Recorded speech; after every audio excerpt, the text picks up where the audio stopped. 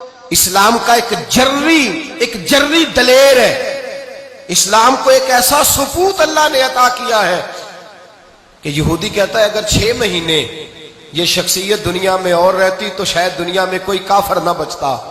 وہ ثبوت کون ہے؟ وہ حضرت عمر فاروق رضی اللہ تعالیٰ عنہ. میرے نبی پاک علیہ السلام نے فرمایا میرے بعد کوئی نبی ہوتے تو خطاب کے بیٹے عمر ہوتے. لو کان نبی بعد لکان عمر ابن خطاب.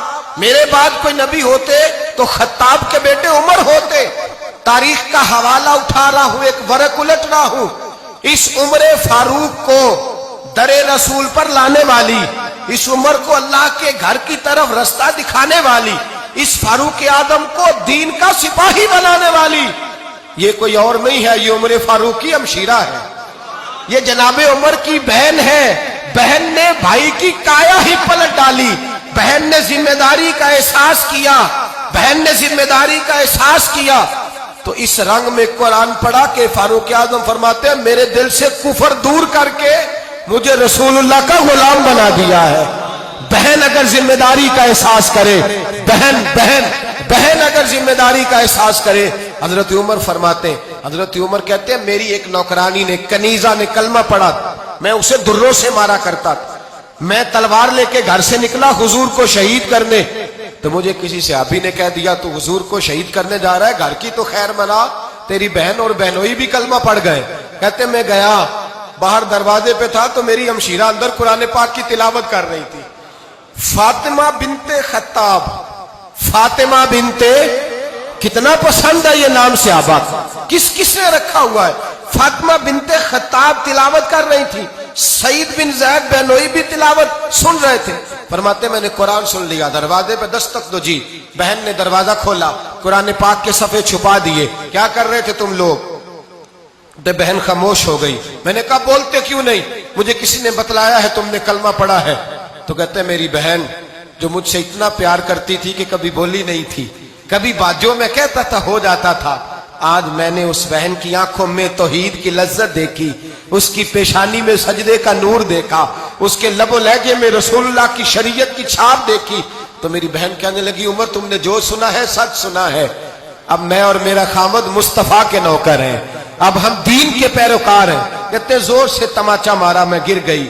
میرے خامد کو مارا پیٹا, کبھی جھگڑا نہیں ہوا تھا, آج پہلے دن عمر نے مارا. میری پیشانی سے خون نکلا, اٹھ کے کھڑی ہوئی. میں نے کہا تو مجھے جان سے پیارا بھائی ہے, زندگی بھر تیرے سامنے کبھی میں نے کلام نہیں کیا, لیکن عمر یہ توحید کی بات ہے, یہ رسول اللہ کی بات ہے. اگر تو خطاب کا بیٹا ہے تو میں بھی خطاب کی بیٹی ہوں. جس ماں کی چھاتیوں سے تو دودھ پی کے جرری ہوا ہے, میں نے بھی اسی ماں کا دودھ پیا ہے. جتنی طاقت ہے تو لڑا لے, جتنی ہمت ہے تو مار لے, لیکن اب میں رسول اللہ کا دامن نہیں چھوڑوں گی. حضرت عمر کہتے ہیں بہن کی قوت ایمانی نے, بہن کی قوت ارادی نے, بہن کے توکل اور یقین نے مجھے مجبور کیا.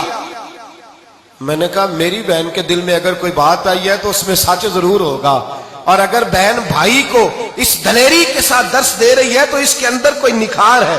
میں نے کہا لا ذرا تو کیا پڑھ رہی تھی؟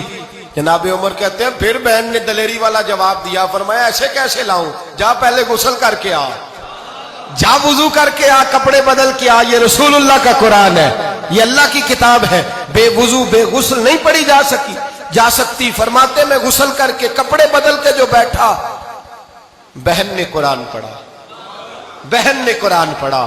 اللہ کرے بہنیں بھائیوں کو قرآن سکھانے لگے, اللہ کرے بہنیں بھائیوں کو حدیث سکھانے لگے, اللہ کرے بہنیں اپنے بھائیوں کو رسول اللہ کے در پر جھکانے لگے, اللہ کرے بہن کہنے لگے آ جا مل کر کے دونوں دین کی. بہن نے قرآن پڑھا. فاروق اعظم رو رو کے نڈال ہو گئے. حضرت عمر کہتے ہیں بہن کی زبان سے چند آیتیں سنی تو میں نے کہا مجھے باندھ لو, ہاتھ باندھ لو. میں حضور کو قتل کرنے کے ارادے سے آیا تھا نا, اب مجھے باندھ لو. کرو آیا سا مار مقامنے نو, ہن مینو مار دے لے چلو. مت عمر دی عمر برباد ہوئے, جتھے عمر سوار دے لے چلو. اب مجھے لے جاؤ در رسالت ماپ. ایک بہن نے ذمہ داری کا احساس کیا تو حضرت عمر جیسا ثبوت دیا. بہنیں اگر ذمہ داری کا احساس کریں, ذمہ داری کا احساس کریں تو اسلام میں بہت بڑا انقلاب آ سکتا ہے.